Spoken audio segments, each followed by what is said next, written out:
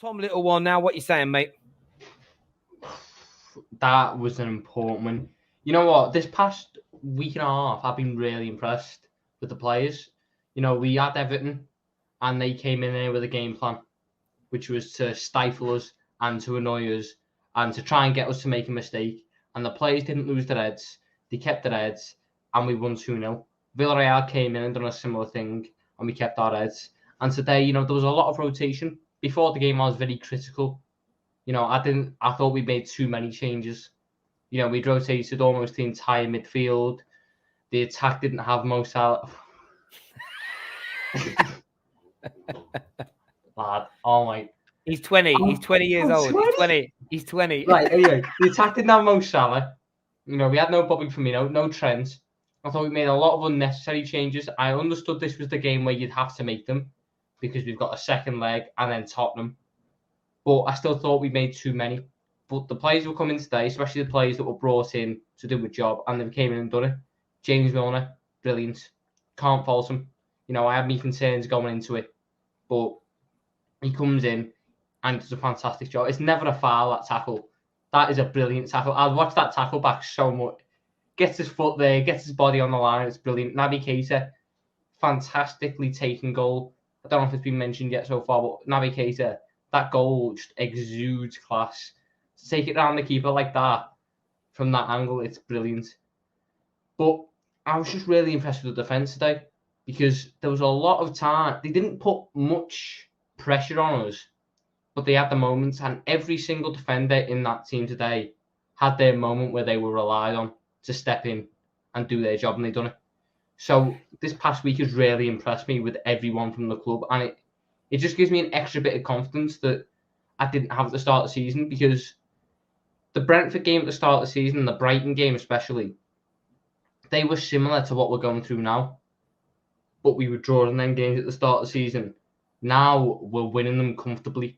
I was never under any sort of worry today. Even when they had their spells, you know, when they were pressing Alisson really well, and, you know, Bruno Guimaraes had that really good chance from outside the box, I was never really worried about what they'll do because I've got so much faith in this team at the minute.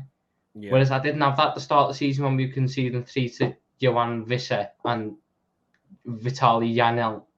You know, I'm just really impressed how this team stepped up, and it just gives me a newfound level of confidence going into the last games of the season that if City do slip up, I don't think it'll be today because, let's be honest, Leeds are a bit dodgy at the back. But if they do slip up, I know that this team will take that opportunity and they won't let it slip, which is something that's been really important for me to think about all season. No, mate, listen, to completely agree with you on that, mate. And I think you guys have just got that. I felt it since January. Liverpool have just got this bit between their teeth, which is so important. And it's why I've given them the edge in this race. As well. Luis Diaz. Oh, my God. Luis Diaz. A £37 million bargain. It reminds me of when Sadio Mane first came in from Southampton. When he came in, you'd see he wasn't afraid to size up a player. He'd get the ball and he'd be about 20 yards away from goal, just outside the penalty area, and he'd size up a defender. And he'd go, you make the first move, I'll get past you. And that's gone from Sadio Mane's game, and he's adapted, and he's been brilliant in recent weeks. They weren't his best game, but, you know, that's going to happen.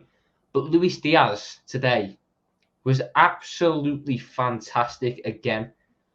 One thing I really love about him, though, I don't know if anyone's really mentioned, if anyone's thought about it, the fact that he gets involved in the challenges, especially today. There was one where it was Fabian Schär on, and the ball's bouncing through the sky, and he challenges him in the air, and they both end up on the floor, and he gets up straight away, chases the ball down, gets there ahead of Matt Target, and creates a chance.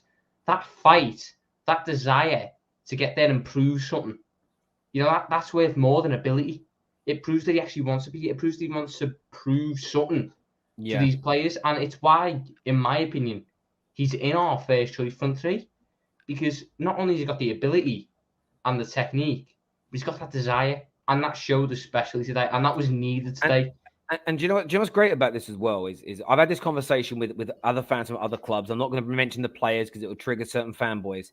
But this is why competition at football clubs is key. And this is, yeah. I remember two years ago, and you were about, Ram was about, Rack will definitely nod his head to this.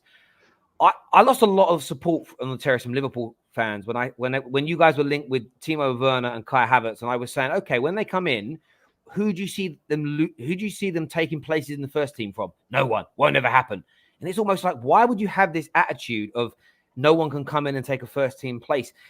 Liverpool become a better team if your new signings as the players are currently playing. Right now, everyone loves Thiago. Everybody loves Fabinho. If you guys were to sign Tchouaméni and he came in and is performing better than Fabinho, no one's going to care that Fabinho is being dropped. Your team's just become better. And that's the attitude of elite teams. People think that players come in and then the other ones don't get a chance. Competition. It's proven it this season with Robertson especially. At the start of this season, Tsimikas was getting a lot of games.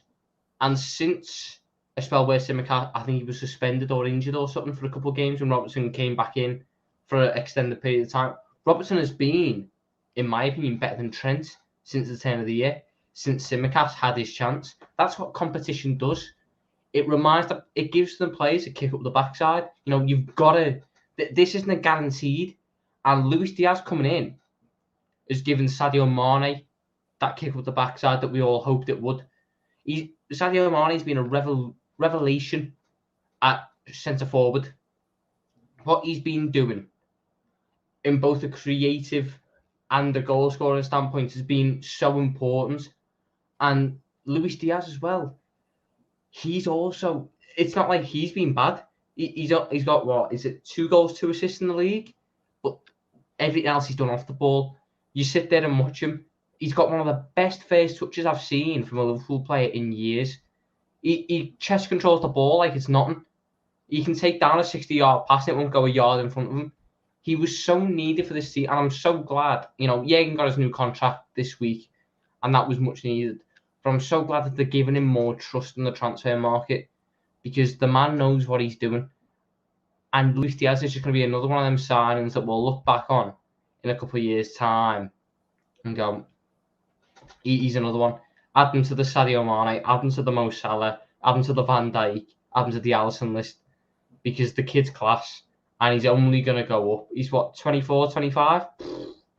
That's it. That's what, at least another 7 years at the top level. Yeah. Under Klopp for half it, he's. No, mate. I agree. I agree with a lot of what you're saying there, Tom. I really appreciate you coming on, having your say. And I'm sure we'll chat again in the week after the Villarreal comeback. 100%. Wow. Oh, no. Take care, my friend. Speak to you soon. Thank you.